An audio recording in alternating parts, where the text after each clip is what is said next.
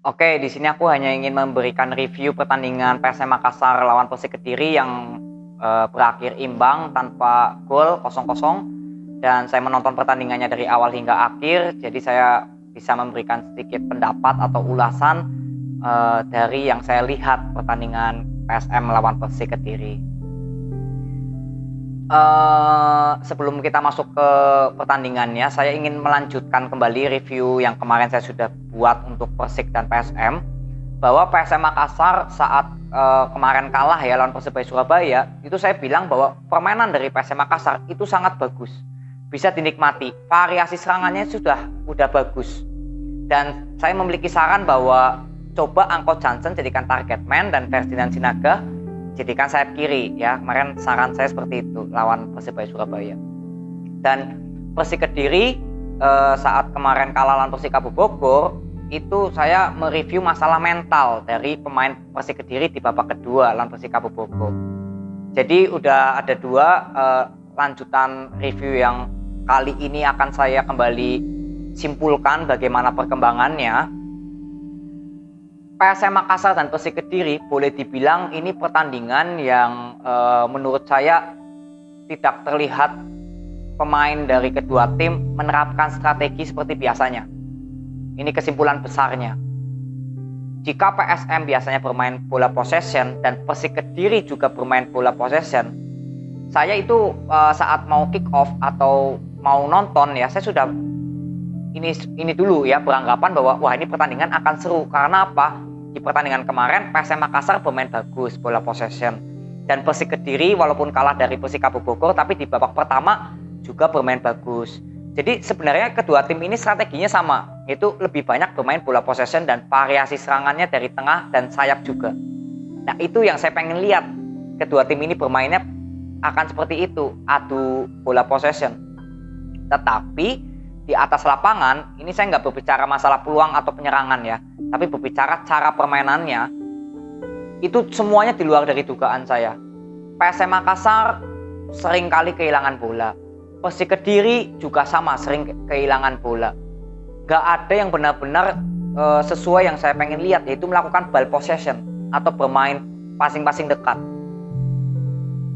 Untuk PSM Makassar, kalau di babak pertama ya boleh dibilang menit berapa ya, PSM Makassar itu menit 12-an, menit 12-13 sampai sedikit ya, kalau boleh dibilang penyerangan yang dilakukan oleh PSM Makassar yang benar-benar sampai bolanya masuk ke jantung pertahanan Persik, itu hanya beberapa saja peluangnya, dan penyerangan lebih banyak kepada Angko Johnson sebelah kiri. Jadi Pluim membawa bola, passing ngopernya ke Angko Johnson, jarang ke kanan yang saya lihat di babak pertama. Dan Persik Kediri di babak pertama itu benar-benar memberikan banyak serangan ya, banyak memberikan serangan tapi minim variasi serangan.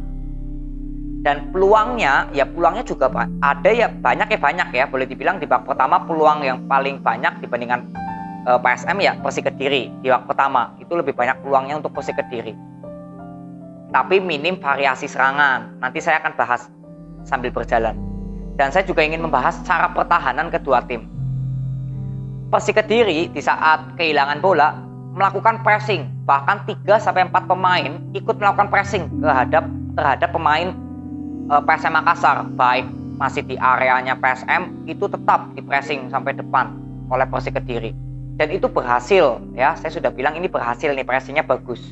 Dan PSM Makassar saat melakukan pertahanan itu condong lebih condong menunggu pemain Persik Kediri masuk. Nah, di situ di area setengah pertahanannya PSM, areanya PSM, barulah PSM memberikan menutupi, walaupun tidak melakukan banyak pressing sebenarnya, tapi hanya cukup memberikan arahan agar pemain Persik Kediri ini diarahkan ke pojok gitu loh. Nanti baru di pressing oleh sayap kiri atau sayap kanannya PSM. Jadi ini cukup bagus untuk kedua tim, ada perbedaan cara pertahanannya. Dan kalau kita lihat dengan cara pertahanan dari PSM Makassar yang lebih condong banyak menunggu ya, nggak melakukan pressing seperti Persik, harusnya Persik Kediri bisa memanfaatkan bola possession. Karena bola possessionnya itu di babak pertama 47 untuk PSM Makassar dan 53 untuk Persik Kediri. Itu harusnya Persik Kediri bisa lebih lagi jika bermainnya lebih sabar dan bermain seperti biasanya, bermain passing-passing pendek di lini tengah dan bermain ke sayap, tapi sayap itu coba buka ruang gitu loh. Nah, yang saya lihat Persik Kediri saat membangun serangan itu monoton. Semuanya melalui sayap, jarang melalui lini tengah dari permainan Persik Kediri. Biasanya Persik Kediri sayap kiri kanan tengah hidup semua. Dan di pertandingan kali ini itu nggak terlihat. Yang terlihat hanya dari sayap kiri, yang pemainnya Persik Kediri di sayap kiri yang namanya siapa saya lupa, yang rambutnya putih kalau nggak salah, Semiran ya. Ayubi kalau nggak salah, nomor 77 Ayubi. Itu yang paling mending terlihat di babak pertama. Ya, Edi Sari pasti terlihat berapa kali memberikan peluang, tapi nggak ada yang terjadi gol. Tapi ya is oke lah ya, saya nggak bahas masalah gol akan datang sendiri yang saya bilang. Kalau variasi serangannya banyak, nah ini minim. Dan PSM Makassar saat membangun serangan, nah ini juga saya sesuai yang saya pesan. Anko Johnson memang mempunyai skill, ya, tapi dia nggak punya kecepatan dan acceleration, ya. Ini yang nggak dimiliki oleh Anko Johnson. Dan Ferdinand Sinaga itu memiliki kecepatan, tapi Ferdinand Sinaga itu badannya pendek, nggak berpostur tinggi seperti Anko Johnson. Maka dari itu, jika memang pemain PSM Makassar di sayap kirinya nggak ada lagi, coba manfaatkan Ferdinand Sinaga yang memiliki sprint dan skill yang lumayan bagus, ditaruh sebelah kiri dan Anko Johnson jadikan target man. Karena Anko Johnson mencetak 5 gol sementara ini itu semuanya menjadi target man ya di pertandingan-pertandingan sebelumnya saat Anko Johnson mencetak 5 gol. Nah, saya sudah bilang bahwa coba Ferdinand Sinaga digeser ke kiri dan Anko Johnson dijadikan target man. Karena Anko Johnson itu mempunyai body charge yang tinggi dan bisa mengontrol bola di dalam kotak penalti musuh. Ini sebenarnya lebih membuat banyak peluang. Karena lawan Persebaya Surabaya, Anko Johnson juga berapa kali kan masuk ke tengah ya. Misalkan PSM Makassar membangun serangan dari kanan, nah, itu kan Anko Johnson di kiri masuk ke tengah. Nah, itu berapa kali Anko Johnson hampir memberikan peluang lah minimal. Nah, di pertandingan Persik Kediri di babak pertama itu minim banget peluangnya. Karena variasi serangannya ya juga minim. Jadi untuk babak pertama itu hasilnya seimbang untuk kedua tim ya. Di atas kertas semuanya seimbang, walaupun memang Persik Kediri lebih banyak peluang golnya lebih banyak ketimbang PSM Makassar. Itu di babak pertama. Terus lanjut di babak kedua. Saya berharap ada perubahan strategi dilakukan oleh kedua tim. Tapi ternyata di babak kedua juga sama aja yang terjadi seperti di babak pertama.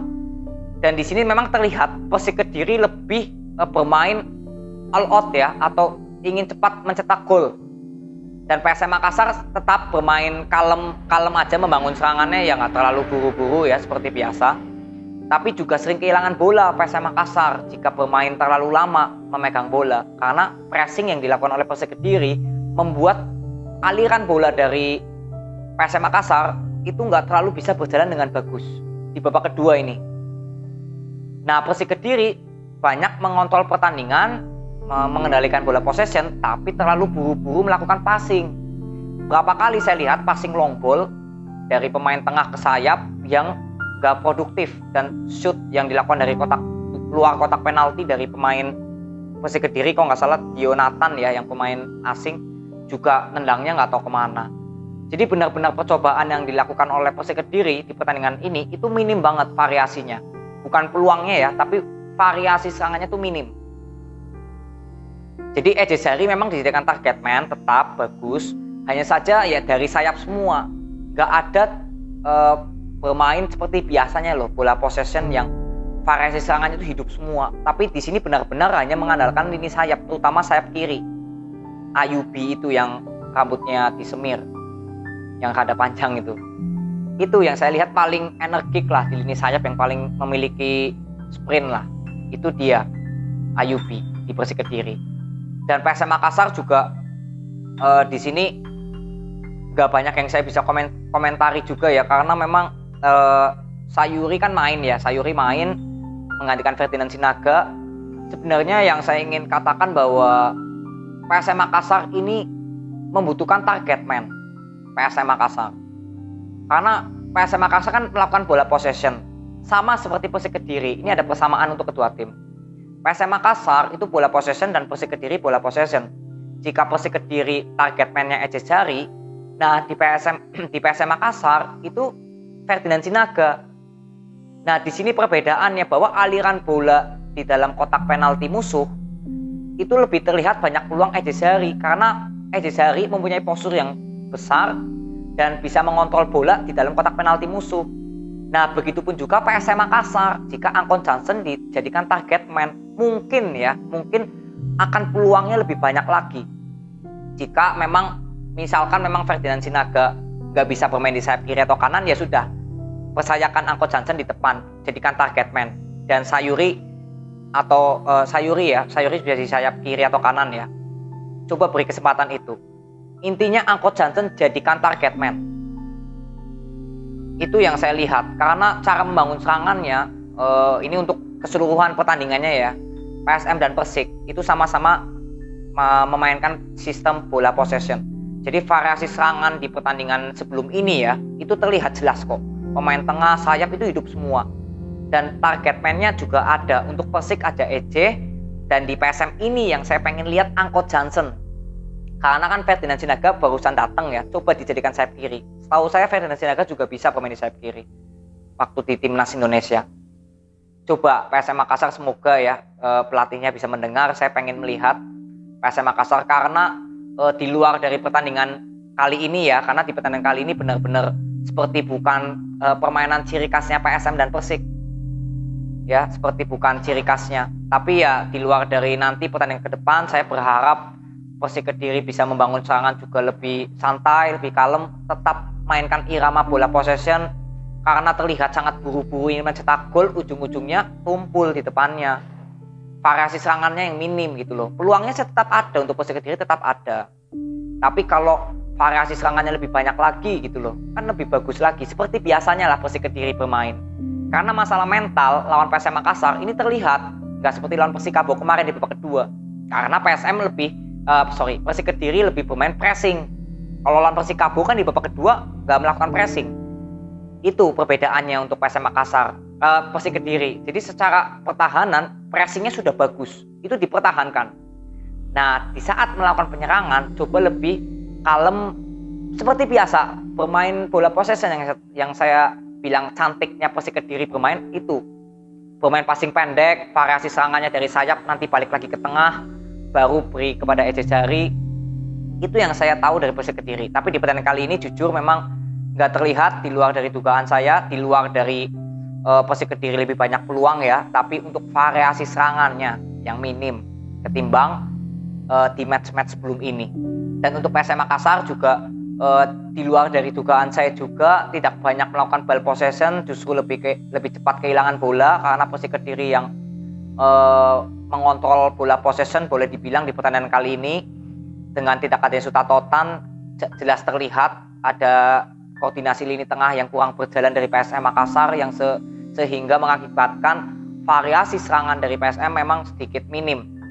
Dan juga Angkon Johnson yang boleh dibilang dia 2 kali ya melakukan intercept ke samping sayap kiri, tapi begitu sampai depan dia bingung mau berikan crossing tinggi, nggak ada pemain yang tinggi postur dari PSM Makassar selain Pluim, dan Pluim juga biasanya menunggu di luar kotak penalti, menunggu bola liar dan shoot.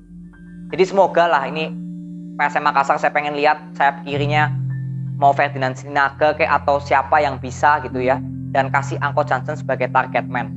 Semoga PSM Makassar di pertandingan nanti PSM ketemu Barito Putra ya ini momen. Karena Barito Putra juga kalau nggak salah di zona degradasi ya. Harusnya PSM Makassar bisa memperoleh 3 poin dengan harus sabar membangun serangannya, jangan buru-buru ingin mencetak gol, tetap bermain lepas aja karena PSM Makassar sudah bagus di luar dari pertandingan kali ini lawan Persik ya, itu sudah bagus. Semoga lawan Barito Putra nggak terulang lah lawan Persik Kediri ya, tetap bermain identitasnya yaitu bola possession, membuka variasi serangannya lebih bagus untuk PSM Makassar. Dan Persik Kediri habis ini ketemu Bayangkara ya. Kita lihat nanti lawan Bayangkara. Mental terutama untuk Persik Kediri bagaimana. Nanti aku ingin buat reviewnya lah. Buat Persik Kediri lawan Bayangkara. Lalu PSM ketemu Barito Putra. Coba nanti saya akan bahas di preview atau prediksi skor jika emang menarik. Jadi itu aja saran dan kritik saya dan pendapat saya karena saya melihat pertandingan secara penuh di televisi saya. Jadi itu yang aku bisa bagikan pada kalian. Terima kasih yang sudah menonton. Untuk fans PSM Makassar dan fans Persi Kediri, saya minta maaf jika ada kata-kata yang kurang berkenan. Nanti kita ketemu di video berikutnya ya. See you.